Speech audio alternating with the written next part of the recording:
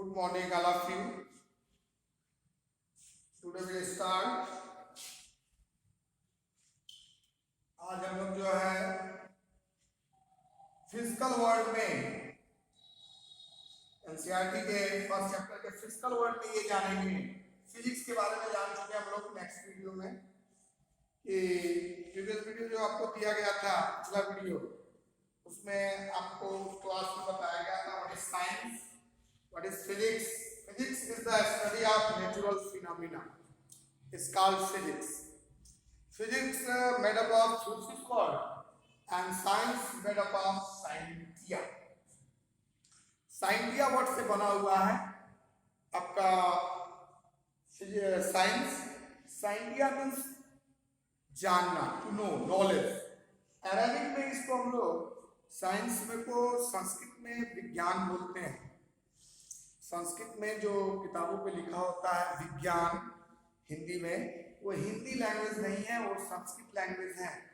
और जो फिजिक्स संस्कृत में बोला जाता है उसको हम लोग भौतिक बोलते हैं. भौतिकी, भौतिकी लिखा जो रहता है भौतिक, भौतिकी is not Hindi language, it is the Sanskrit language.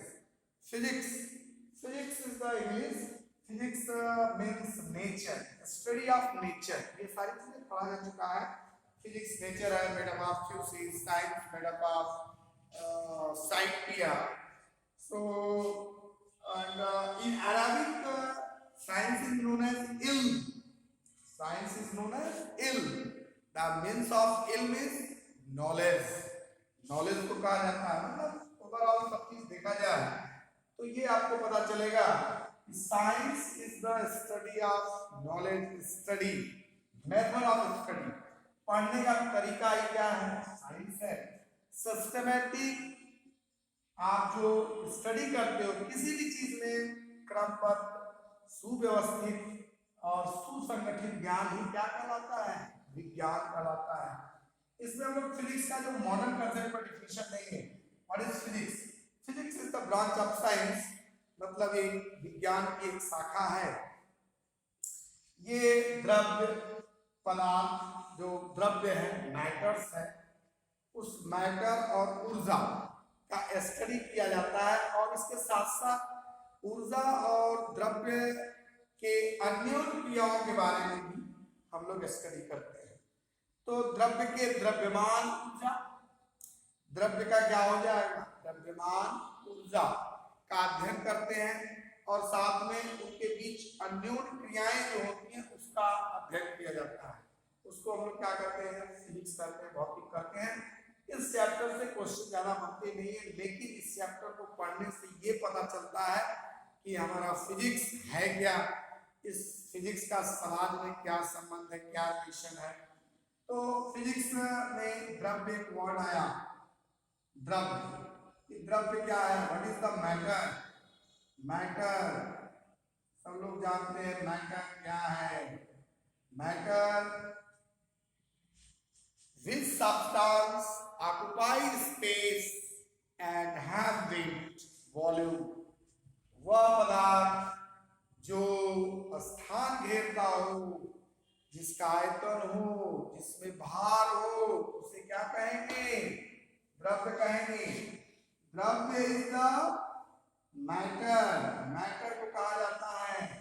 अब मैटर द्रव्य है, इसका मतलब इसके तीन ब्रांचेस हो जाएंगे, ठोस, द्रव और gas. Solid, liquid and gas. इसमें सीधा सीधा बोला जा रहा है कि which substances have weight, volume and occupy the space. Volume बोल दिया, स्पेस को ऑक्युपाई करेगा. अगर हम लोग ऑक्युपाई कर रहे हैं तो हम लोग क्या है, मैटर है. और मैटर में क्या क्या चीजें आ जाएंगी, मास आ जाएगा. मास आगे चल के बताएंगे. Mass is the scalar quantity. द्रव्यमान बोलते हैं हिंदी में इसको. क्या बोलते हैं, द्रव्यमान. और ये द्रव्यमान अदिश राशि है. इसका जो है मूल राशियों में इसका इसका स्थान दिया गया है। मूल राशि इस पे निर्भर नहीं करता, ये मात्रा पर निर्भर करता है। तो पदार्थ के द्रव्य की तीन अवस्थाएं, ठोस, द्रव और गैस। कब ठोस होगा, कब द्रव होगा, कब गैस होगा, तीनों का नाम क्लियर होना चाहिए। ठोस कब कहेंगे, द्रव कब कहेंगे, गैस कब कहेंगे। देखिए ठोसों में जो अणु होते हैं, जो ठोसों के कण होते हैं, अणु अपने ही स्थान पर, निश्चित स्थान पर, निश्चित दूरी पर फिक्स होते हैं। इसका मतलब इनका आकार निश्चित होता है, इनका आयतन निश्चित होता है। ये ऐसा नहीं कि आकार इनका बदल जाएगा, आयतन, आकार, ये सारी चीजें निश्चित होंगी। और साथ साथ क्या होगा, इनकी जो ऊर्जा देने की, इनके अणुओं के द्वारा जो ऊर्जा जाती है एक स्थान से दूसरे स्थान, वो ऊर्जा जो है कंपन द्वारा जाता है। एक कण कंपन करता है, उसके बगल में उसका दूसरा कण कंपन करता है, कंपन द्वारा ऊर्जा को स्थानांतरित किया जाता है। बात वही हुई कि अगर क्लास में कई बच्चे बैठे हुए हैं और टीचर महोदय एक मार्कर या कॉपी किसी बच्चे को दिए और कहे कि पीछे क्लास तक, पीछे बच्चे तक पहुंचनी है कॉपी या क्लास, ये जो है मार्कर पहुंचना है, लेकिन अपने पोजीशन को आप नहीं बदलोगे तो क्या करेगा बच्चा, अपने ही स्थान पर वाइब्रेट करके मुड़कर ये इसको दे देगा और ये इसको दे देगा। बच्चा पोजीशन, स्टूडेंट पोजीशन चेंज नहीं किया। ये मार्कर सर ने, टीचर महोदय ने, अध्यापक ने पहले बच्चे को दिया, पहला बच्चा दूसरे बच्चे को दिया, दूसरा जो है तीसरा, इसी तरह से लास्ट पोजीशन तक ये मार्कर, ये वस्तु पहुंच गई। इस विधि को कहा जाता है चालन विधि। कौन सी विधि? चालन विधि। ये चालन विधि द्वारा उष्मा का स्थानांतरण होता है। हिंदी में चालन कहते हैं, इंग्लिश में कंडक्शन कहते हैं। कोई भी बॉडी, कोई भी सॉलिड चीज हीटेड होती है तो गर्म होती है, तो क्यों गर्म होती है, किस विधि द्वारा गर्म होती है, उसको कहते हैं चालन। द्रव का केस अगर आप पढ़ते हैं तो द्रव में क्या चीज है, द्रव के अणु जो होते हैं थोड़ा दूर दूर होते हैं और मूवमेंट इसमें होता है, एक स्थान से दूसरे स्थान तक ये जा सकते हैं। द्रव के उन अणुओं के बारे में आप स्टडी करें, जैसे ठोस का स्टडी किया गया, उसी तरह द्रव का स्टडी किया गया। लिक्विड एक स्थान से दूसरे स्थान जा सकते हैं। इसका मतलब यहाँ जो ऊर्जा का स्थानांतरण होगा, उष्मा का स्थानांतरण होगा, उसको कहा जाएगा संवहन विधि। कौन सा विधि? संवहन विधि से कहते हैं कन्वेक्शन मेथड। Convection method. पानी बॉयल करिए आप, पानी जब बॉयल करते हैं तो बॉयल करने पर वाटर ड्रॉप्स कुछ ऊपर जाता है, कुछ नीचे आता है। तो जो ड्रॉप, जो बुलबुला बबल्स है, उसका ड्रॉप ऊपर की तरफ जा रहा है, इसका मतलब ये टेम्परेचर ले लिया है, इसकी डेंसिटी कम हो गई, ये हल्का हो गया, इसीलिए ऊपर जा रहा है। जो पानी का बूंद या पानी ठंडा है, उसका टेम्परेचर कम है, उसका घनत्व ज्यादा है, तो ट्रेवल करके नीचे आता है। इस तरह से मोशन होता है लिक्विड में। कुछ मॉलिक्यूल्स ऊपर जाते हैं तो कुछ मॉलिक्यूल्स नीचे आते हैं। जो ऊपर जाते हैं उनका घनत्व कम होता रहता है। इसका मतलब टेम्परेचर के इंक्रीज होने से डेंसिटी पर इफेक्ट पड़ता है। इसका मतलब ये हुआ कि लिक्विड द्रव के केस में जो ऊर्जा का स्थानांतरण होगा तो किस विधि द्वारा होगा? ये जो है संवहन विधि द्वारा होगा। इसका आकार, ठोस में तो आकार निश्चित होता है, shape size are fix, but in case of liquid द्रव का कोई आकार नहीं होता। केवल क्या फिक्स होता है? आयतन फिक्स होता है। केवल हम क्या फिक्स करके बात करेंगे, आयतन फिक्स करेंगे। गैस की केस अगर ले लें तो यहाँ भी संवहन होता है, रैंडमली मूव करता है गैस पार्टिकल्स, लेकिन यहाँ पर गैस के अणु जो हैं आयतन आकार किसी चीज में आयतन आकार में ये फिक्स नहीं होते। जिस आयतन में आप डालोगे वो आयतन ऑक्युपाई कर देता है और आकार वैसा ऑक्युपाई कर देगा, और इसमें भी ऊष्मा का जो संवहन होगा, ऊर्जा जो जाएगी, ऊष्मा जो जाएगी एक स्थान से दूसरे स्थान, तो किस विधि द्वारा जाएगी, संवहन विधि, कंडक्शन की जगह कन्वेक्शन में।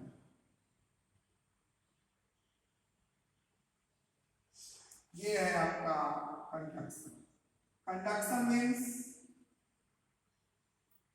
चालक, और एक ऐसी विधि होती है जिसमें मीडियम की जरूरत नहीं पड़ती, उस प्रोसेस को क्या कहते हैं, रेडिएशन, उसको कहा जाता है विकिरण विधि। सनलाइट अगर आ रही है अर्थ पर तो by the process of radiation, light is the energy, light is heat, so travels by radiation process. In this process medium is not required, मतलब माध्यम की जरूरत नहीं पड़ती। ऐसे फिनोमिना को कहा जाता है विकिरण विधि। तो बहुत सारी चीजें स्टडी करनी है, थोड़ी थोड़ी चीजें इस चैप्टर में है, स्टडी करना है। अगला हम देखेंगे इसमें फोर्स कितने होते हैं, बल, जो बल लगाया जाएगा, बल मुख्यतः 3 प्रकार के होते हैं, जिसको मूल बल बोलते हैं, मूल भौतिक बल बोलते हैं, और 3 प्रकार के होते हैं। पहला जो मूल बल है प्रकृति बल है, मूल बल जिसको फंडामेंटल फोर्स कहते हैं, समझिए। ये 3 है मेन। पहला तो है गुरुत्वाकर्षण बल, गुरुत्वा, ये भी आपको पढ़ना है, गुरुत्वाकर्षण बल। केवल सुनेंगे आप, क्या क्या चीजें पढ़नी है। ये आपका जैसे कोई चीज स्टार्ट होती है, सीरियल या कोई मूवी स्टार्ट होती है तो प्रिंटिंग छपता है, प्रिंट छपता है, समझ गए। तो प्रिंट ये है, प्रिंट छप रहा है, इसमें क्या क्या चीजें हैं, क्या क्या पढ़नी है। तो गुरुत्वाकर्षण बल पढ़ना है, वैद्युत चुंबकीय बल पढ़ना है, वैद्युत चुंबकीय बल, वैद्युत चुंबकीय। और तीसरा आपको पढ़ना है नाभिकीय, नाभिकीय, न्यूक्लियर, नाभिकीय बल। कहने का मतलब है गुरुत्वाकर्षण पढ़ना है, वैद्युत बल पढ़ना है, नाभिकीय बल पढ़ना है, ग्रेविटेशनल फोर्स, इलेक्ट्रोमैग्नेटिक फोर्स और न्यूक्लियर फोर्स। इन सभी बलों में सबसे छोटा, सबसे कमजोर, वीक बल जो है, फोर्स जो है, वो क्या है, गुरुत्वाकर्षण। कोई बॉडी को आप ऊपर से नीचे गिराते हो तो बॉडी नीचे ही क्यों जाती है, ऊपर क्यों नहीं चली जाती, लेफ्ट साइड क्यों नहीं चली जाती, राइट साइड क्यों नहीं चली जाती, ये किस कारण होता है, गुरुत्वाकर्षण।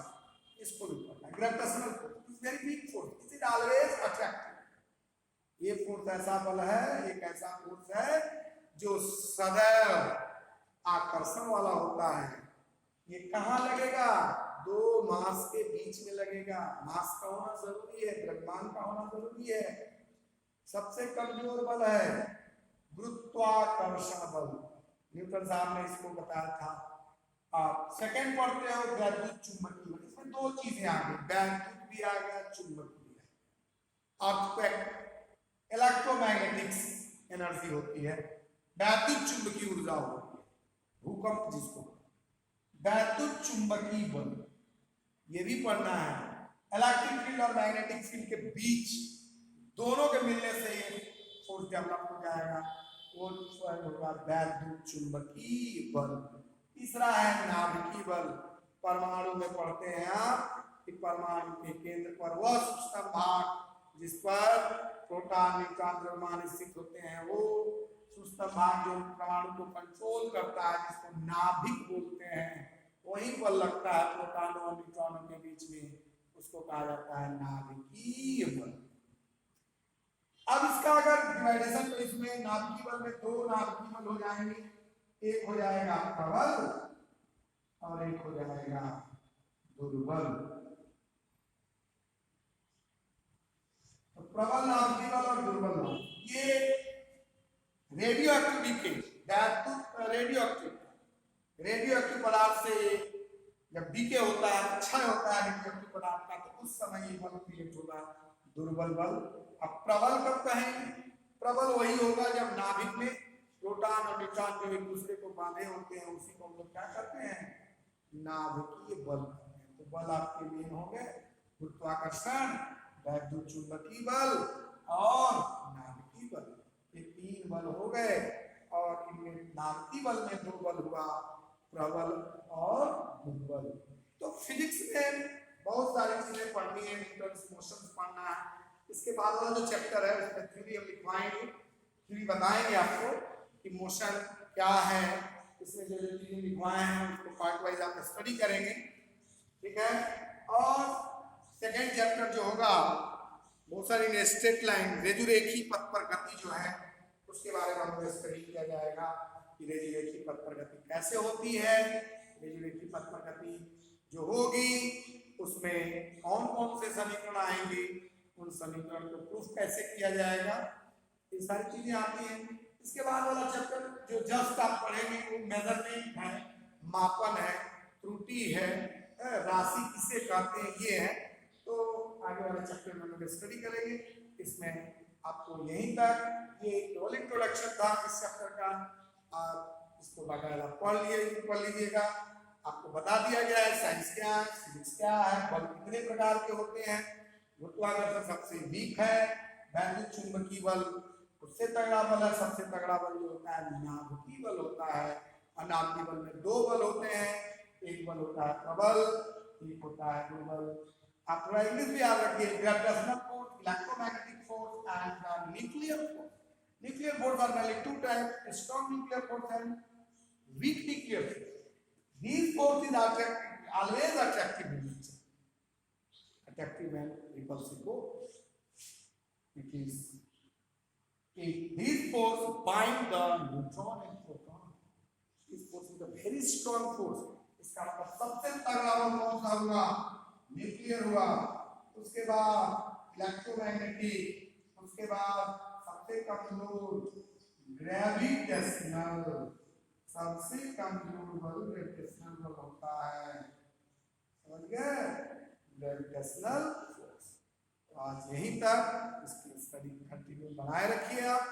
Okay, thank you.